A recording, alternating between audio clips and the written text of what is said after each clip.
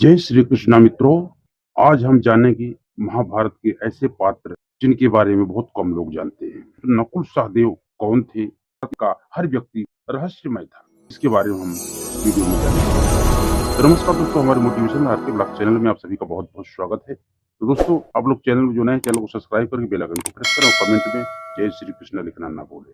तो दोस्तों, हम कहानी को आगे बढ़ाते हैं। नकुल और सहदेव पांडु की दूसरी पत्नी माद्री की असमान जुड़वा बेटे थे। उनका जन्म देवताओं के चिकित्सक अश्विनी कुमार के वरदान से हुआ था। नकुल अपने काल के बेहतरीन पशु शल्य चिकित्सक थे। घोड़ों का इलाज करना और उनका प्रशिक्षण देना उनकी विशेषता थी। नकुल का विवाह करेणुमति से हुआ था, जो शिशुपाल की पुत्री थी। सहदेव त्रिकालदर्शी थे दोस्तों, और परशु अस्त्र के निपुण योद्धा थे। अज्ञातवास के दौरान उन्होंने तंतीपाल नाम धारण किया था और गायों की देखभाल की थी। सहदेव ने अपने चारों भाइयों के साथ द्रौपदी का साझा किया था। उनका विवाह मध्य राज्य की विजय से भी हुआ था। अब दोस्तों, हम जान लेते हैं नकुल और सहदेव का रहस्य क्या था। महाभारत के कई घटना संबंध और ज्ञान विज्ञान के रहस्य छिपे हुए हैं। महाभारत का हर पात्र जीवंत है, चाहे वह कौरव पांडव हो, कर्ण और कृष्ण हो, या धृष्टद्युम्न शल्य हो, शिखंडी हो या कृपाचार्य हो। महाभारत सिर्फ योद्धाओं की गाथाओं तक सीमित नहीं है। महाभारत से जुड़े श्राप, वचन और आशीर्वाद में भी रहस्य छिपे हैं, क्योंकि महाभारत का हर व्यक्ति रहस्यमय था। महाभारत संबंधी अब तक जितनी भी खुदाई हुई है या उस काल के तथ्य मिले हैं, वे सभी मानव इतिहास के रहस्यों से पर्दा उठाते हैं। किसी भी देश के इतिहास को धर्म के चश्मे से नहीं देखा जा सकता। आओ हम जानते हैं महाभारत काल के ऐसे दो लोगों के बारे में, जिनके बारे में हम कम ही लोग जानते हैं।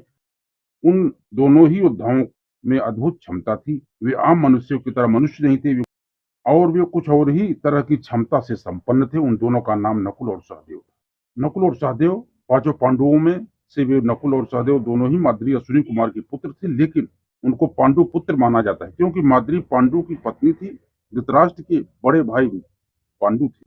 पांडु को साफ था कि जब वह अपनी पत्नी कुंती या माद्री के साथ सहवास करेंगे, तुरंत ही उनकी मृत्यु हो जाएगी। इसलिए कुंती को प्राप्त मंत्र शक्ति के बल पर 4 पुत्र उत्पन्न हुए, और वही मंत्र विद्या उन्होंने माद्री को बताई, जिससे उनको 2 पुत्र हुए। इस तरह दोनों को 6 पुत्र मिले, जिसमें एक कर्ण भी थे। कौन थे अश्विनी कुमार? अब हम ये जानते हैं। ये 33 देवताओं में से 2 थे, जिनको अश्विनी को जुड़वा पुत्र माना जाता था। पहले का नाम नासत्य और दूसरे का नाम दस्त्र था। उल्लेखनीय है कि हिंदुओं के प्रमुख रूप से 33 ही देवता हैं, 33 करोड़ नहीं। नकुल कौन थे? पांडु पत्नी माद्री के जुड़वा पुत्र में से एक नकुल हैं। नकुल सहदेव से बड़े थे। दोनों को ही अश्विनी कुमारों के औरस और पांडु के क्षेत्रज पुत्र कहते थे। मध्य प्रदेश के राजा शल्य नकुल सहदेव के सगे मामा थे। शल्य श्री राम के कुल से थे। शल्यु कौरवों की ओर से लड़े थे। नकुल के नाम का अर्थ है परम विद्वान। उनके पिता अश्विनी कुमार की तरह ही नकुल ने धर्म, नीति और चिकित्सा शास्त्र में दक्षता हासिल की थी। मूल रूप से वे पशु चिकित्सक से। नकुल ने यह शिक्षा गुरु द्रोणाचार्य से ली थी। उन्होंने इसके अलावा अश्व विद्या और चिकित्सा में भी निपुणता हासिल की। अज्ञातवास के दौरान नकुल ने भेष बदलकर ग्रंथिक नाम से महाराज विराट की राजधानी उपपलब्ध की घुड़साल में शाही घोड़ों की देखभाल करने का काम किया था। नकुल तलवारबाजी और घुड़सवारी की कला में पारंगत थे। माना जाता है कि वह वर्षा में बिना जल को छुए घुड़सवारी कर सकते थे। द्रौपदी से उनके शतानिक नाम के एक पुत्र भी हुए। इसके अलावा उनकी एक और पत्नी भी थी, जिसका नाम करेणुमति था, जिससे उनको निर्मित्री नाम के पुत्र की प्राप्ति हुई। करेणुमति चेदीराज की राजकुमारी थी। नकुल अत्यंत ही सुंदर थे, इसीलिए उनको उनके रूप पर घमंड था। उनकी सुंदरता के कारण उनकी तुलना कामदेव से की जाती थी।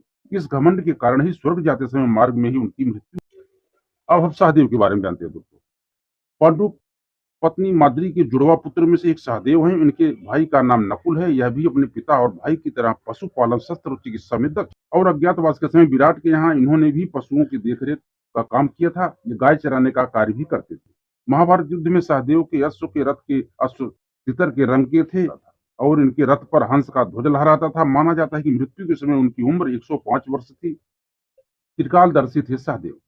सहदेव ने द्रोणाचार्य से धर्मशास्त्र, चिकित्सा के अलावा ज्योतिष विद्या भी सीखी थी। सहदेव भविष्य में होने वाली हर घटना को पहले से ही जान लेते थे।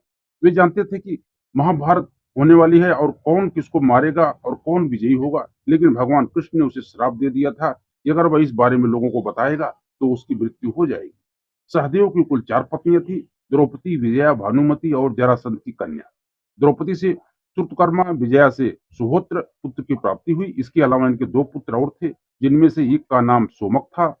सहदेव के नाम से 3 ग्रंथ प्राप्त हैं: व्याधि, संघ विमर्दन, अग्निस्रोत, शकुन, परीक्षा। सहदेव कैसे बने त्रिकालदर्शी दोस्तों, इसके बारे में हम जानते हैं।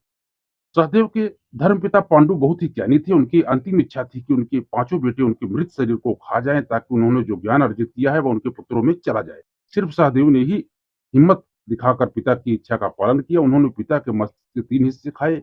पहले टुकड़े को खाते ही सहदेव को इतिहास का ज्ञान हुआ, दूसरे टुकड़े को खाने से वर्तमान का और तीसरे टुकड़े को खाने से वे भविष्य को देखने लगे। इसलिए वे त्रिकालदर्शी बन गए। पांडवों ने अलग-अलग दिशाओं में जाकर अपने-अपने राज्य का विस्तार किया था दोस्तों। सहदेव ने त्रयपुर एवं ओरेश्वर राजाओं को परास्त कर दक्षिण भारत के समुद्र तटवर्ती राजाओं का परास्त किया था। उन्होंने शूरपार्क, तालाकट, दंडक, समुद्र द्वीपवासी, म्लेच्छ, निषाद, कड़ा, प्रावरण, नर राक्षसयोनि, कालमुख, कोलगिरि। तो दोस्तों ये था कुछ महत्वपूर्ण जानकारी जो हमने आपको बताया। दोस्तों अगर वीडियो आपको अच्छा लगा हो तो वीडियो को लाइक करके चैनल को सब्सक्राइब करके बेल आइकन को जरूर प्रेस करो दोस्तों, ताकि हमारा नोटिफिकेशन आपको हमेशा मिलता रहे। तो मिलते हैं दोस्तों अगले वीडियो। जय श्री कृष्ण मित्रों।